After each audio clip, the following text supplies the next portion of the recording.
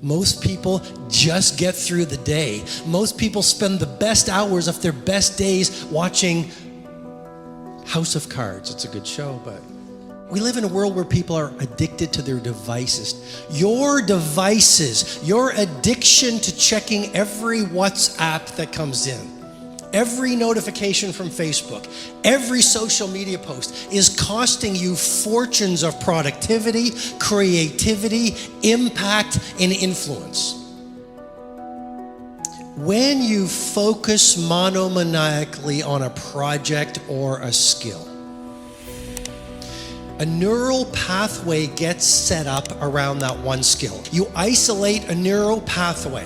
Every time you practice your skill, whether it's leading, whether it's innovating, every time you turn off your phone, you get away from distraction, because every genius has one thing in common: extended periods of time away from distraction and interruption.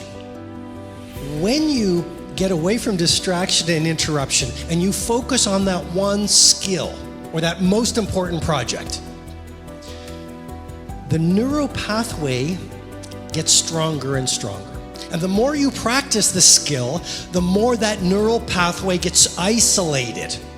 Now, when it gets isolated through deep practice every single day in an undistracted environment, oligodendrocytes get triggered and they release a fatty tissue called myelin. Myelin is thought to be, by many researchers and scientists on high performance, to be the secret of genius. Wayne Gretzky, he said, "I didn't skate to where the puck was, I skated to where the puck was going." Steve Jobs, "I could see around corners." Messi, bend the ball like Beckham. These people were not naturally talented. They stripped away distraction. They developed a monomaniacal focus on mastery. They did it over an extended period of time. And what happened?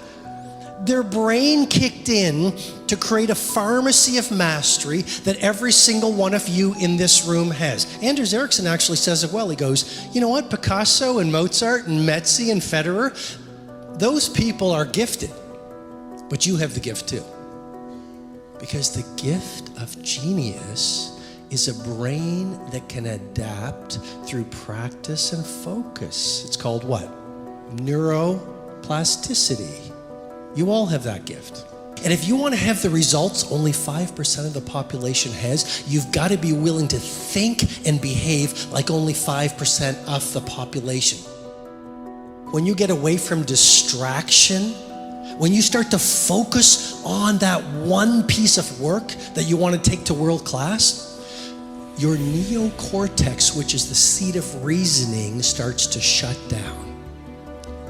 You see, because you never do your best work from the intellect, you do it from a deeper place. Your neocortex starts to shut down and your brain waves shift from beta to alpha. Every day when you're at work doing distractions, being interrupted, living the daily life, your brain is in beta. But if you look at geniuses, they're operating at alpha waves. Once your brain shifts from beta to alpha, a pharmacy of mastery is created. Cortisol, which is the fear hormone, starts to reduce. A lot of us are in fear every day. We don't even know it. That's why we don't take risks. That's why we don't push the envelope. That's why we don't innovate. That's why we're afraid to be ourselves. Cortisol. When you're away from distraction, cortisol comes down. Dopamine, the inspirational neurotransmitter, is released.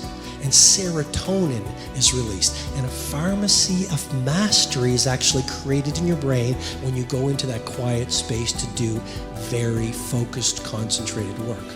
Mihai Csikszentmihalyi of University of Chicago calls this the flow state. Every single one of us can create flow in our work. And when you get into flow, that's when the athletes do otherworldly things. That's when the great painters create these masterpieces. The rituoplasticity. What does rituoplasticity mean? Well, just like there's neuroplasticity, your habits, your routines, and your rituals are plastic. Rituoplasticity. Here's a model that will explain, hopefully, habit installation. Every habit goes through 3 phases. Number 1, destruction. Of course it's going to be hard at first. You're destroying your neural pathway of the old habit and the emotional architecture of that old habit. Every routine or ritual or habit goes through, number 1, destruction. Approximately 20 days. 66 days to install. Look at this, from the starting point to anything you've learned today you want to install as a habit, from 0 to 66 days. At 66 days, you will reach what researchers call automaticity. It'll be easy. You'll get up at 5 a.m. automatically. You'll journal, go the extra mile, practice your craft automatically. But you have to stay with it for 66 days. First 20 days approximately is phase number 1, destruction. Phase number 2, confusion. After you've destroyed it, it's like a renovation.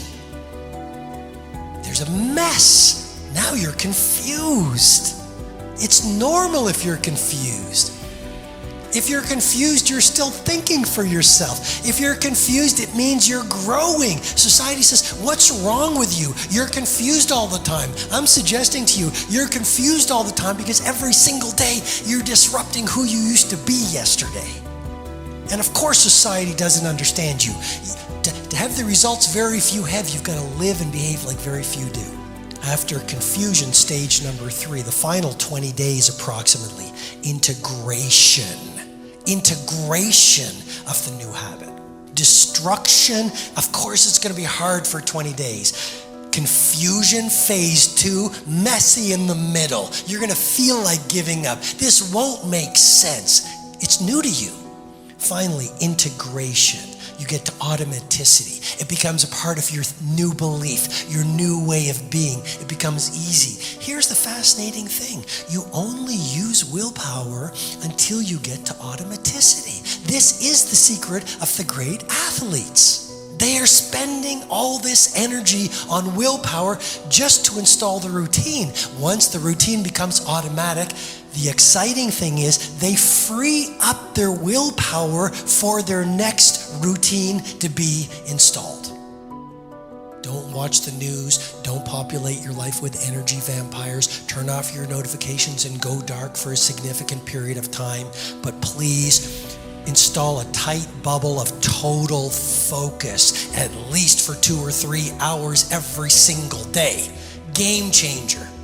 You can be world class, you can fit in with the world, you don't get to do both. And if you do these kinds of things I'm teaching you, the world will call you eccentric. This is where you got to develop the interior core where it doesn't matter if people call you crazy. One of the things limiting you from your income, your impact, a world-class life, you care too much about what people think about you. Most people on the planet today are followers. How many people do you know think for themselves? How many people do you know are originals? Most people have not even made the time to think alone. What food do I like? What are my top values? What is real leadership for me? What are my true measures of success? What are the books I like versus the person I follow on the social media?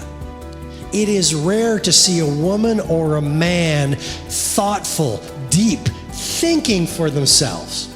Most people don't think for themselves. They're brainwashed. They're hypnotized.